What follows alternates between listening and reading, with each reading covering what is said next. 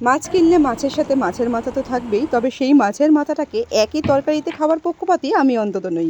মাছের মাথাটাকে রেখে দিই সবসময়তে অন্য কোনো রকমভাবে একটু খাবার জন্য। সেই ডালেই হোক বা সবজিতেই হোক, খেতে কিন্তু বেশ ভালোই লাগে। এই যেমন আজকের মাছের মাথাটা দিয়ে কোনো ডাল বা সবজি তৈরি করিনি, তৈরি করেছিলাম একটু আলু বেগুন দিয়ে কাটা চচ্চড়ি। আর খেতে কিন্তু বেশ ভালোই হয়েছিল। পুরো রান্নাটা যেহেতু একই তেলে হবে, ওই তেলের মধ্যেই মাছের মাথা ভেজে নিয়ে সেই তেলেতেই দিয়ে দিয়েছি একটা পেঁয়াজ ফোড়ঙে, সেই সাথে অল্প একটু পাঁচফোড়ন, অল্প একটু আদা রসুন বাটা দিয়েছি, পরিমাণ মতো নুন আর হলুদ দিয়ে আগে মশলাটাকে একটু কষিয়ে নেব, একেবারে একদম মশলার কাঁচা গন্ধ যাওয়া পর্যন্ত। ধিমে আঁচে কাজটা করতে হবে, কারণ মশলার পরিমাণ এখানে একদমই কম আছে। ঝাল অনুযায়ী লঙ্কার গুঁড়ো দিয়ে দিয়েছি। এরপর কেটে রাখা লম্বা লম্বা করে কেটে রাখা আলু আর বেগুন দিয়ে খুব ভালো করে মশলার সাথে একটু কষিয়ে নিয়ে দিয়ে দেবো একটু পরিমাণ মতো জল, যাতে আলু আর বেগুনটা একেবারে একদম সিদ্ধ হয়ে যায়।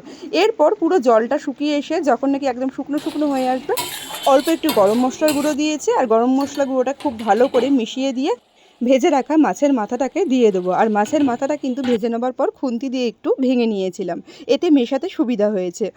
এরপর ব্যাস সম্পূর্ণ জলটা শুকিয়ে নিয়ে একদম শুকনো শুকনো করে নামিয়ে নেব।